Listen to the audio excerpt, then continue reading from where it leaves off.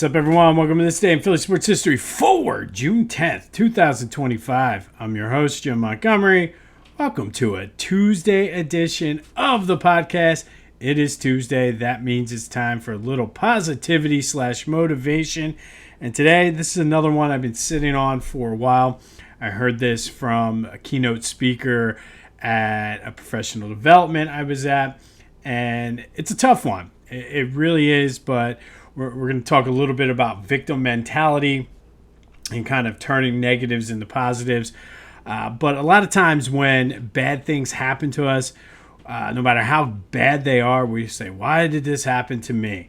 And basically it's like, oh, the world is out to get you. This is happening this way, or everybody's out to get me. Woe is me. The sky is falling. The Chicken Little complex, whatever you want to call it. But today, as you go through your weeks, instead of saying, why did this happen to me? Say, why did this happen for me? And one little change in a preposition in a sentence changes the entire meaning and outlook. Like I said, the first, why did this happen to me? That's playing the victim.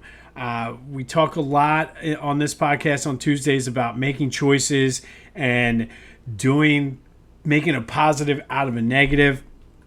And in this one, it's absolutely the same thing. You're choosing to say, why did this happen to me? You're choosing to be the victim here. So you can either play the victim or empower yourself, be proactive, and say, why did this happen for me? How can I make this into a positive? You can learn, you can grow from it. And again, this is no matter how bad something is, there's always an opportunity to grow from it. So as you go through your weeks, don't be the victim. Don't say, why did this happen to me?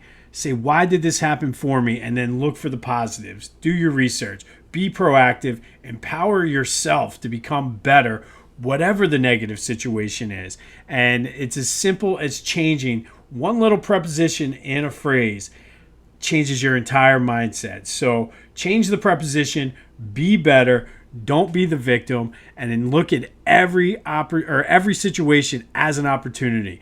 It's not why did this happen to you, it's why did this happen for you. So change your preposition, don't be the victim, and hopefully as you go through your weeks, you can take something from that. And it's just like a little thing that you can change, and it's just the way of looking at things. So it's why did this happen for me, not why did this happen to me. So hopefully you can go through your weeks and take something out of that. And again, it's tough, but as I've been trying to kind of live that over the past 8 months or so, it's coming better. You look at it's getting better, I should say, and you're looking for the positive out of it, how you can grow and how you can become better at it. You know who's the best at it though? Beach Caddy. Everybody loves the Jersey Shore. Nobody likes moving the stuff in, especially as you get deeper into the summer. It gets hot, it gets humid. Nobody wants to start their weekend off or their week off all sweaty. Nobody wants that stress. Everybody's miserable because you just sat in traffic.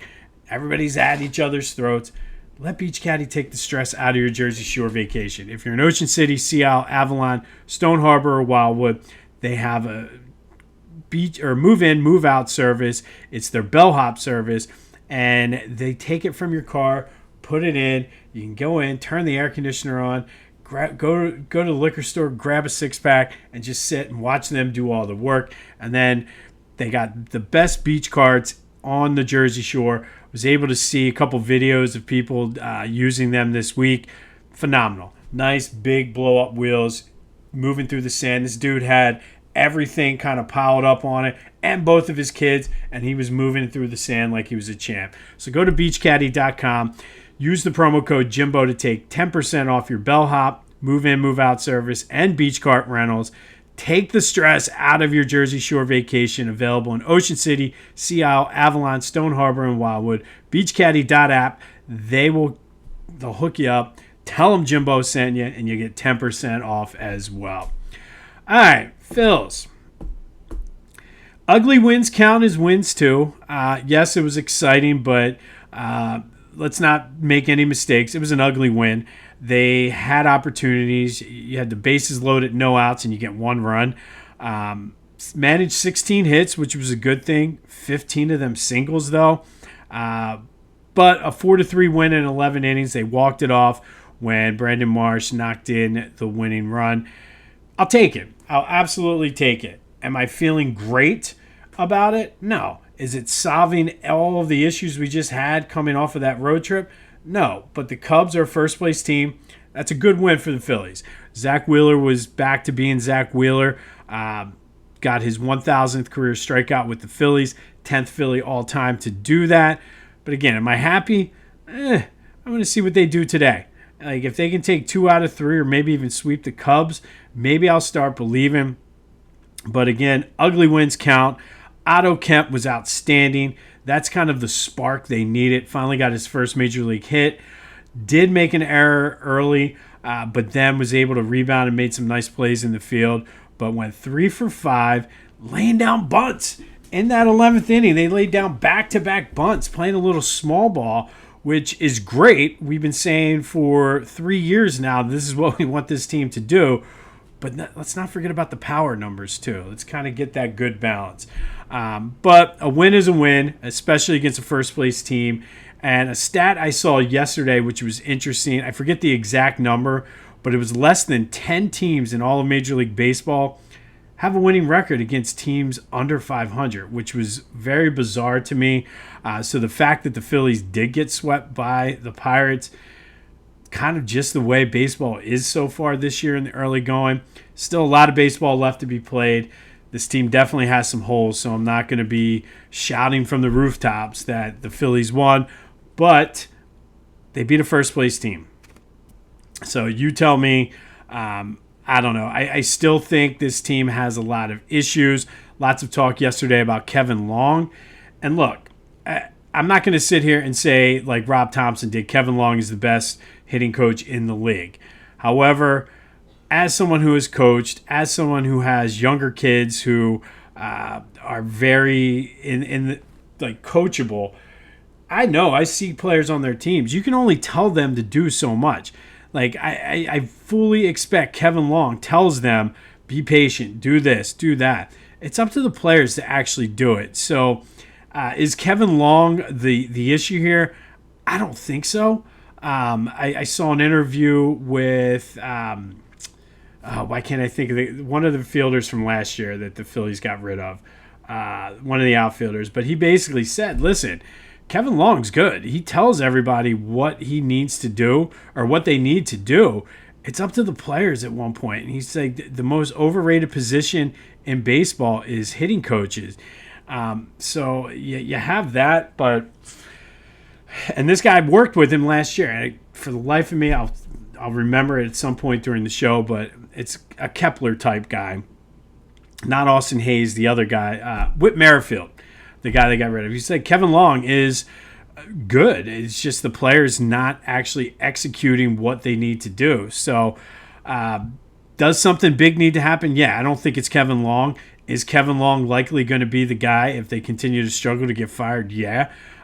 Will it have the impact that we expect it to? I don't think so. I mean, I think those guys at this point are so set in their ways. The issue is they're rubbing off on some of the younger guys, guys like Brandon Marsh, guys like Rojas, guys like Stott, who could probably be in those formative stages where they could still learn something. Maybe they're rubbing off on them.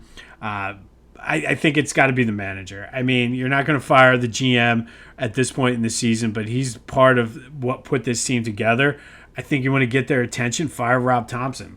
And we can debate all day on Rob Thompson's merits, but Kevin Long, I don't know. Like I said, I mean, you can only do so much. You can only say so much. It's up to the players to perform.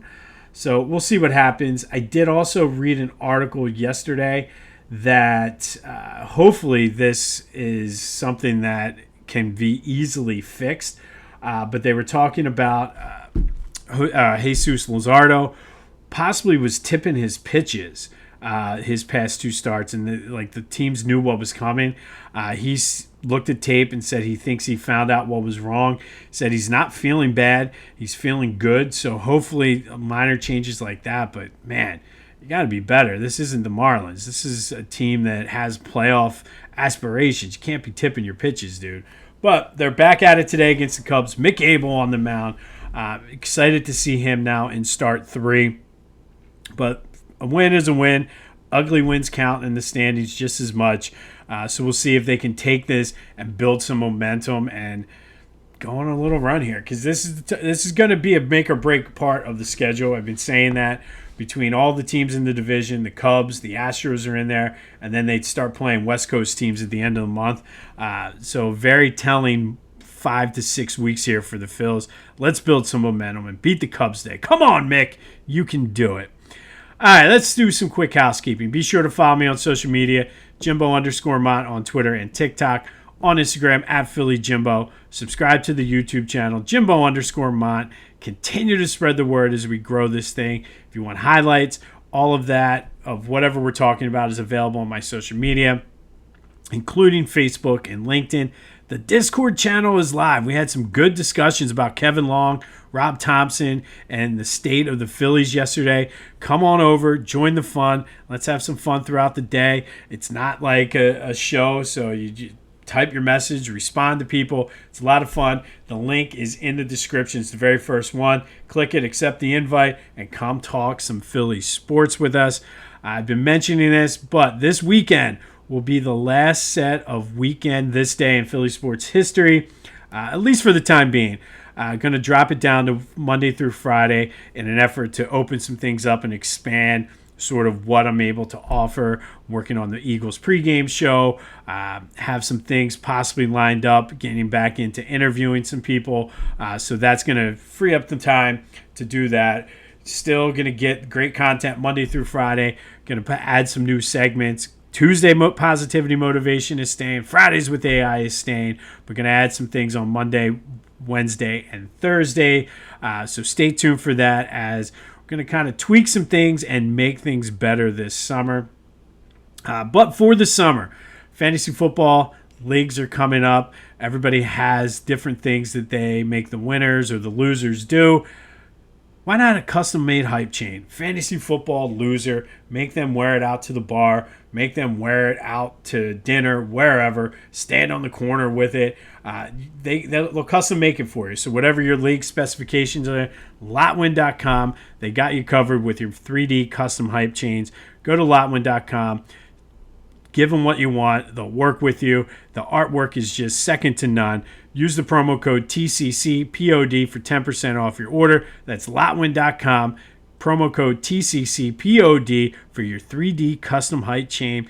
Get hype. They're great for youth sports as well. Bachelor parties, fantasy footballs, gag gifts at the office. You name it, you can use these custom hype chains. Go to Lotwin and use that promo code TCCPOD for 10% off of your order. All right, so the Eagles have their mandatory mini camp today. This will be the last time we hear from anybody until training camp. If anything big comes up or happens, I'll recap it tomorrow. The big story around the NFL yesterday were the Packers releasing Jair Alexander, and lots of talk about how good of a fit he would be for the Phillies. I certainly would kick the tires. You have a young secondary. They did Slay was so important to them. Yet last year, Jair Alexander has that veteran presence that could be much needed for that team this year. And truthfully, this is one of those low-risk, high-reward moves that Howie always seems to make. Would not be surprised if Howie is sniffing around there already. But I certainly think it would be a good fit. I'm not saying, oh, we need him. But again, Howie's not done putting this team together. There's going to be some pieces at it. So why not Jair Alexander? And then you can just stick it to the Packers one more time. But more on that as the story develops. Yesterday's trivia question. We talked a little bit about John Kruk. And John Kruk and Randy Reddy were traded to the Phillies from the Padres in 1989. I asked you, who did they trade for him? And that would be Chris James. I would have to say the Phillies definitely won that trade. But Chris James was a solid, I guess, journeyman player in the NFL. All the MLB. His brother, Craig James, you might remember him if you're my age, probably a little bit too young to remember him as a college and a pro player, but he was on ESPN, and I forget whether he was on College Game Day or one of the NFL shows, but was on ESPN, but he was a member of the Pony Express backfield with Eric Dickerson at SMU, and then had a solid career with the Patriots. He's on their all 1980s team. But Chris James, his brother, was traded to the Phillies for by the Phillies for John Kruk and Randy Reddy in a trade that I would have to say the Phillies did win. All right, June 10th was a record-setting day in Phillies history. Lots of Phillies talk today, but lots of records and major feats happened on this day. So let's get into it. First, in 1972, Phillies lost to the Braves 15-3, but the story was Hank Aaron, who hit a grand slam, his 14th of his major league career, tying Gil Hodges for the National League record, a record that Hank Aaron would eventually break. But in the process of hitting that grand slam, he passed Willie Mays for second place on the all-time home run list. It was number 649. He was able to catch Willie Mays, and we all know he would ultimately catch Babe Ruth before being passed by Barry Bonds at one point. But on this day, Hank Aaron hit a grand slam as the Phillies lose to the Braves 15-3. In the process, tying Gil Hodges for the National League record and passing Willie Mays for number 2 on the all-time list. 2 years later, Phillies pounded out 17 hits against the Astros down in the Astrodomes en route to a 12-0 win. Mike Schmidt, who was fresh off National League Player of the Week honors, a week where he hit .522, had 12 hits, 4 homers, 10 RBI. He hit possibly the longest single in Major League Baseball history on this day. He crushed a ball that was going out to dead center. It hit the public address speaker that was hanging down at the Astrodome, which was 329 feet away and hung down 117 feet. So this was an absolute moon blast by Mike Schmidt. It was estimated that had it not hit the speaker, it would have traveled about 550 feet. The Astros did move that speaker after the fact, but Mike Schmidt with possibly the longest single in Major League Baseball history on this day, as the Phillies beat the Astros 12-0. Schmidt was not happy about it. He said, if I lose the home run championship by 1, this is one I'm going to look back on that says maybe I should have won it. No need to worry, though. Mike Schmidt did win the home run crown in 1974. Fast forward to 1981. Phillies beat the Astros again, this time 5-4 at the Vet. Pete Rose led off the game with a single off of Nolan Ryan, and it was enough to tie Stan Musial's National League record for hits with 3,630. Pete would have to wait a little bit, though, before he was able to break Stan Musial's record. He struck out the next 3 times in that game, but the Phillies were off on June 11th, and then June 12th, Major League Baseball Players Association went on strike for about 50 days, so Pete had to kind of put the champagne on breaking Stan Musial's record on ice. But on this day in 1981, he tied it with a single in the first inning off of Nolan Ryan. Nolan Ryan came back, struck him out 3 times, and then everybody went on strike, and Pete had to wait at least 50 days to get the record. All right, in 2014, Phillies beat the Padres 5-2. Marlon Byrd hit a home run, had 4 RBIs. Jonathan Papelbon, though, came in and saved it, got out of a bases-loaded jam at the end. It was good enough for his 300th career save, tied Trevor Hoffman for the second fastest to get to 300 saves. Did it in 552 appearances.